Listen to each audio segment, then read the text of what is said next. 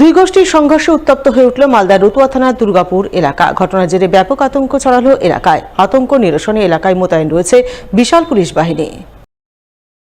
জানা গেছে, শনিবার রাতে রতুয়ার দুর্গাপুর এলাকায় একটি টোটো রাখাকে কেন্দ্র করে প্রথমে দুই গোষ্ঠীর মধ্যে বচসা গন্ডগোল হয়।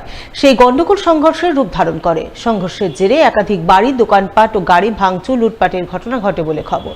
সংঘর্ষ চলাকালীন দুপক্ষের মধ্যে ব্যাপক ইট বৃষ্টির খবর মেলে। এই খবর পেয়ে রাতে রতুয়া থানার বিশাল পুলিশ বাহিনী ঘটনাস্থলে ছুটে যায় এবং পরিস্থিতি নিয়ন্ত্রণে আনে। ঘটনার জেরে রবিবার সকাল থেকে এলাকার পরিবেশ পরিস্থিতি যথেষ্টই থমথমে রয়েছে। বন্ধ রয়েছে এলাকার দোকানপাট। বর্তমানে এলাকায় চলছে পুলিশি টহলদারি। পুলিশ সূত্রে খবর, এই সংঘর্ষের ঘটনায় দুপক্ষের মোট 21 জনকে গ্রেপ্তার করা হয়েছে। তো রাত্রি 9টা থেকে 9:15 নাগাদ আমি বাড়ি গেলাম। বাড়িতে আমি খাবার খাচ্ছিলাম আর কি। সেই টাইমে দেখি অনেক জোরে জোরে এলোপাথারি মানে ইট পাটকেলের ছড়ার আওয়াজ আসছে। তো একটু বাইরে না হতে হতেই দেখলাম যে আমার বাড়িতেই ছড়া হচ্ছে। কখনো কাঁচের আওয়াজ, কখনো গাড়ির কাঁচের আওয়াজ, এরকম আসে। অটোমেটিক আমি ভয় পেয়ে গেলাম যে না কী ব্যাপারটা। তো একটু ছাদে উঠে দেখতে পারি যে মোটামুটি 100-এর উপরে লোক যে আমার বাড়ির উপরে, ইভেন আমার গাড়ির উপরে অ্যাটাক করছে।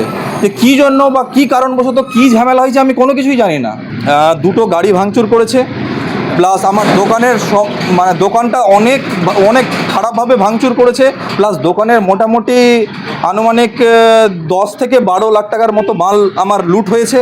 তো আর যেগুলো বাড়ির 3 তলা অবধি যেটা কাঁচের এইগুলো লাগানো ছিল সম্পূর্ণ ভেঙেছে। কারা ভাঙচুর করলো বলতে গেলে এটা কি করে, মানে লোক ছিল না এলাকারই লোক ছিল? অবশ্যই এলাকার লোকের সাথে বাইরের লোকও ছিল। টোটো নিয়ে কেন্দ্র করা হয়েছে। সেই টোটোটা রাখা ছিল মন্দিরের সামনে। কিছু একটা হয়তো কুকীর্তি বা কুকথাগুলো বলেছে। হয়তো টোটোতে একটু মানে কিছু একটা ভেঙেছে, যেটার জন্য যে টোটোর মালিক, যে টোটোর ওনার, সে কিন্তু নিজের টোটোর প্রোটেক্ট করতে চেয়েছিল। সেই নিয়েই কিন্তু তারা একটু হয়তো বাঁশ লাঠি বা এদিক থেকে বাঁশ লাঠি উঠানো হয়েছে, যেটাকে সাম্প্রদায়িক দাঙ্গা বলা হচ্ছে। আমার মতে হচ্ছে এটা সাম্প্রদায়িক দাঙ্গা নয়, এটা হচ্ছে পার্সোনাল দাঙ্গা। এবার যেটা হচ্ছে, এটাকে নিয়ে হিন্দু মুসলিম যাতে একত্রিত হয়ে বসে আলোচনা করে প্রশাসন ভালো করে বুঝিয়ে যদি আমাদেরকে শান্তশিষ্ট করতে পারে বা শান্তশিষ্ট করা যায়, এর থেকে আর ভালো জিনিস কিছু।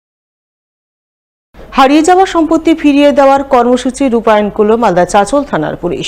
আর এই কর্মসূচি রূপায়ণের মাধ্যমে বিভিন্ন সময় হারিয়ে যাওয়া, চুরি যাওয়া মোবাইল ফোন উদ্ধার করে তুলে দিল প্রকৃত দাবিদারদের হাতে। এই উপলক্ষে এদিন চাঁচল থানার পক্ষ থেকে হারিয়ে যাওয়া সম্পত্তি ফিরিয়ে দেওয়ার কর্মসূচি আয়োজন করা হয় থানার সিভিক পুলিশ ব্যারাকে। সেখানেই চাঁচল থানার আইসি পূর্ণেন্দু কুণ্ডু সহ অন্যান্য পুলিশ অফিসাররা মিলে বিভিন্ন সময় হারিয়ে যাওয়া ও চুরি যাওয়া 45টি মোবাইল ফোন উদ্ধার করে তুলে দেন প্রকৃত দাবিদারদের হাতে। স্বভাবতই চাঁচল থানার পুলিশের এহেন উদ্যোগের প্রশংসায় পঞ্চমুখ হন মোবাইল ফেরত পাওয়া প্রকৃত দাবিদাররা। মোবাইলটা 2 বছর আগে হারিয়ে গেছিল। রাস্তা থেকে খরবা থেকে আসার পথে বাড়ি ফেরার পথে মোবাইলটা হারিয়ে যায় এবং আমরা থানায় জিডি করি। আশা ছিল না যে মোবাইলটা আর ফেরত পাবো, কিন্তু 2 বছর 3 মাস পর মোবাইলটা আজকে হাতে পেলাম। চাঁচল থানার পুলিশ আমাদের খুব ভালো কাজ করছে। হ্যাঁ, চাঁচল থানার পুলিশকে আমার তরফ থেকে অসংখ্য ধন্যবাদ। এই মোবাইলটা আমি চাঁচলেই হারিয়েছিলাম। অ্যাকচুয়ালি 12 দিকে যাওয়ার পথে রাস্তায় কোথাও আমার হারিয়ে গেছিল। এটা 2023 সালের ফেব্রুয়ারি মাস।